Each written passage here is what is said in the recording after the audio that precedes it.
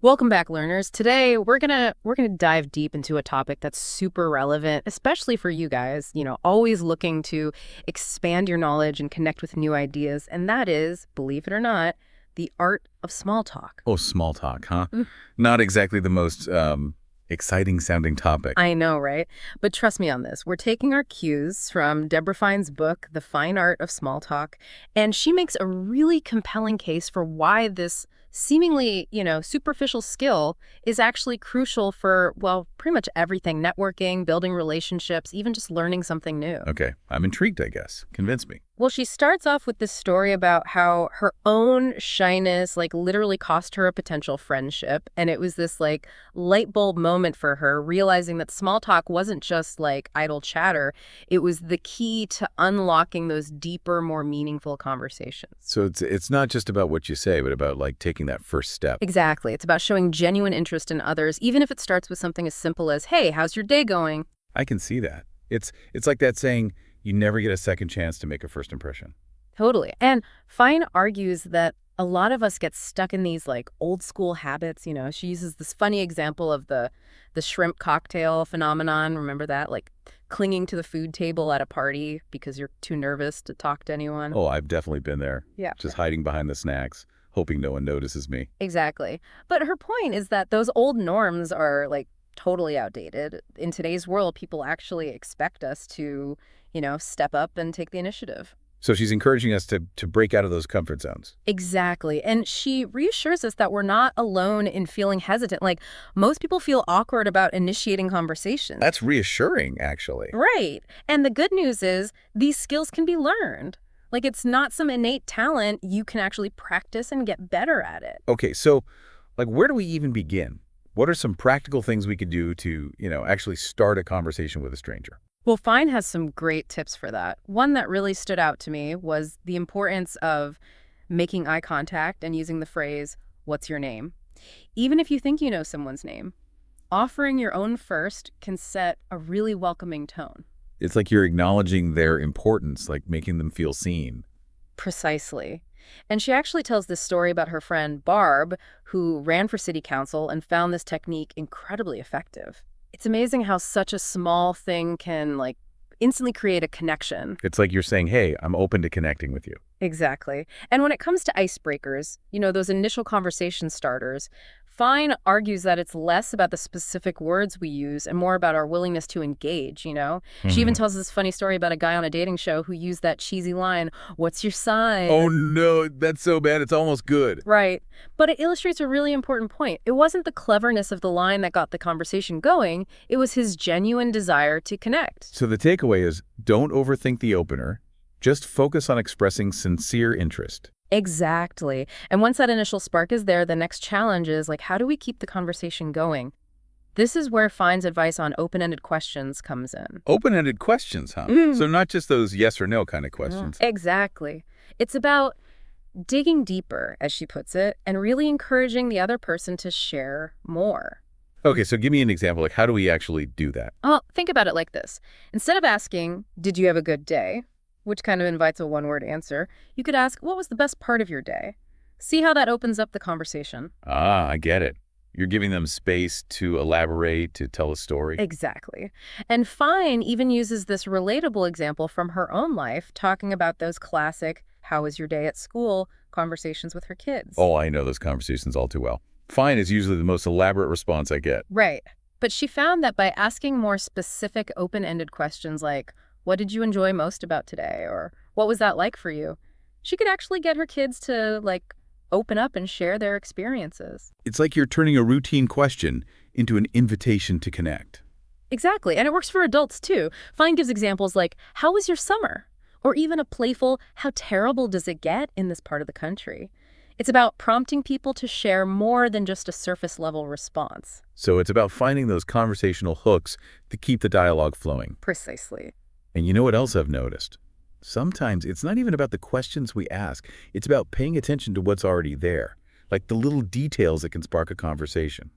You're talking about what Fine calls free information, right? It's like becoming a conversational detective, looking for clues in your partner's appearance, behavior, even the objects around them. Exactly. Like that person wearing a band t-shirt, boom.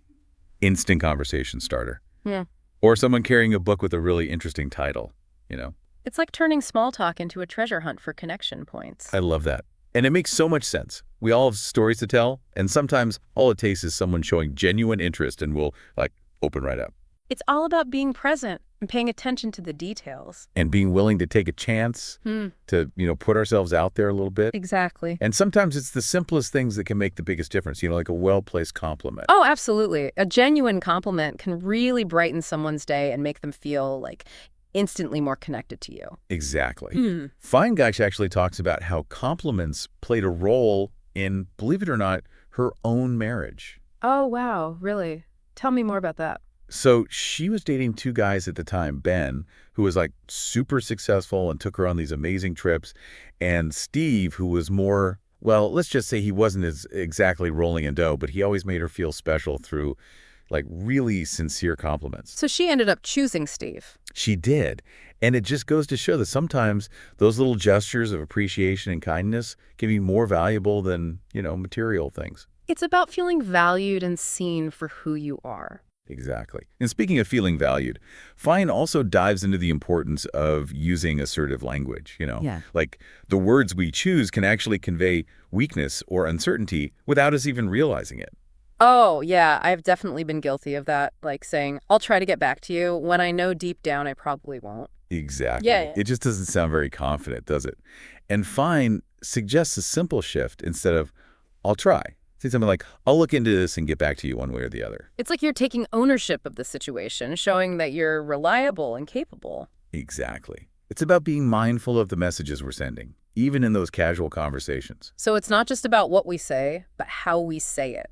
Right. And, sometimes it's not even about what we say, but about what we don't say, Like Yeah. avoiding those common conversational pitfalls that can, like, totally derail a good interaction. You're talking about what Fine calls conversation crimes, right? Yes. And she uses these, like, hilarious criminal analogies to make them super memorable. Oh, I love those. Like the FBI agent who bombards you with rapid-fire questions without giving you a chance to breathe. Or the braggart, who Yeah. just can't stop talking about themselves. Yeah. It's like they're auditioning for a one-person show. And then there's the can you top this person who always has to one-up everyone else's stories. Oh, and don't forget the monopolizer, who, like, hijacks the entire conversation and doesn't let anyone else get a word in edgewise? Yeah, it's like they think they're the only ones with anything interesting to say. Right. And then you have the interrupter who just can't seem to wait for their turn to speak, constantly cutting people off mid-sentence. It's like they have this internal timer going off and they're just itching to jump in. Of course, we can't forget the poor sport who gives one-word answers and just, like, refuses to engage. Oh, yeah, those are the worst. It's like they're trying to make the conversation as painful as possible. Right. And then there's the know-it-all who acts like they have all the answers and dismisses everyone else's opinions. It's like they have a PhD in everything. And last but not least, the advisor, who's always quick to offer unsolicited advice, even when you didn't ask for it. It's like they think they're doing you a favor, but really it's just annoying. Right. But, the funny thing is, I think we've all been guilty of at least one of these conversation crimes at some point, haven't we? Oh, absolutely. I know, I've definitely been the interrupter a few times. It's so easy to get caught up in our own thoughts and, like, forget that a conversation is a two-way street. That's why I love Fine's book so much. It helps us become more aware of our own conversational habits and how they might be affecting others. And you know what else is important?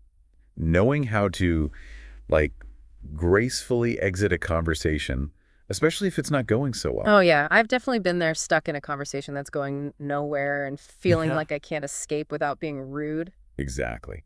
But Fine provides some really helpful strategies for disengaging politely without resorting to, like, lame excuses. Like, what? Give me some example. Well, one simple technique is to focus on your own needs and goals. Like, you could say something like, I need to go freshen up, or I promised myself I'd check out those exhibits. It's about being honest and direct, but in a way that doesn't make the other person feel rejected. Exactly. And she also suggests using the changing of the guard technique. Like, if someone else joins the conversation, you can gracefully bow out. Ah, that's a good one. It's like you're passing the baton to someone else. Exactly. And you know what I really love about Fine's approach?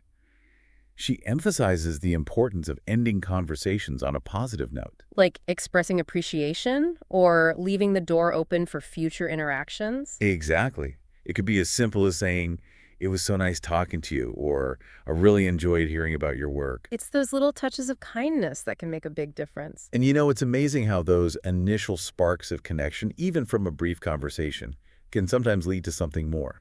Like a new friendship, a business partnership, who knows? Exactly. It's all about being open to the possibilities. It really is amazing how those seemingly insignificant interactions can sometimes ripple out in ways we never expect. Right. It's like the butterfly effect of conversation. Totally. But I think it's easy to overlook the power of small talk, especially, in a professional context. Oh, I know what you mean. We think of it as like water cooler chit chat, not something that actually impacts our careers, but But it really can. Fine has a whole section in her book about this. She argues that those seemingly casual conversations we have with clients or colleagues, even our bosses, they can be crucial for building rapport and trust. which, let's face it, are pretty important in any professional setting. Exactly. It's not just about, exchanging information. It's about creating a connection, a sense of shared understanding. And that can make a huge difference in terms of, how effectively we collaborate and communicate. Totally. And I think it all goes back to that idea of making people feel seen and valued. Absolutely.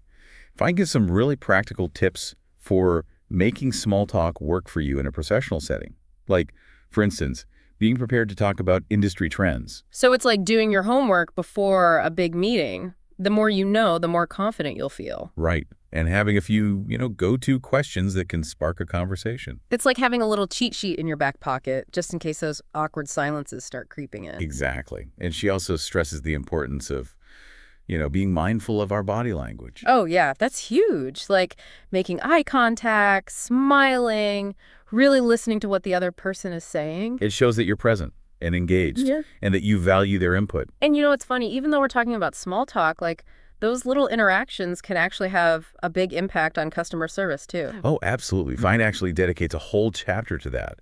She emphasizes that it's all about making people feel like valued and appreciated, even if they're just calling in with a simple question. It's about going that extra mile to create a positive experience, even if it's just a brief interaction. Right. She talks about things like using people's names, listening attentively, really going out of your way to help. And even offering sincere compliments. Yes.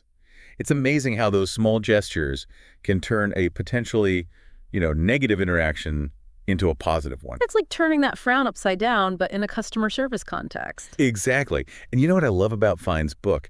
She doesn't just tell us what to do. She actually gives us like a toolkit for putting these ideas into practice. Oh, yeah, I love that about her writing, too. She's all about, actionable advice. Right. Like, for instance, she provides this cheat sheet of tips for fueling any conversation, which I think is super helpful. It's like having Debra Fine whispering in your ear, guiding you towards conversational success. I love that image. And, as we wrap up our deep dive into the fine art of small talk, I think the biggest takeaway is that, it's not some magical talent that some people have and others don't. It's a skill, and like any skill, it can be learned and improved upon with practice. So don't be afraid to, put yourself out there, try some of these techniques, experiment, see what works for you. Exactly.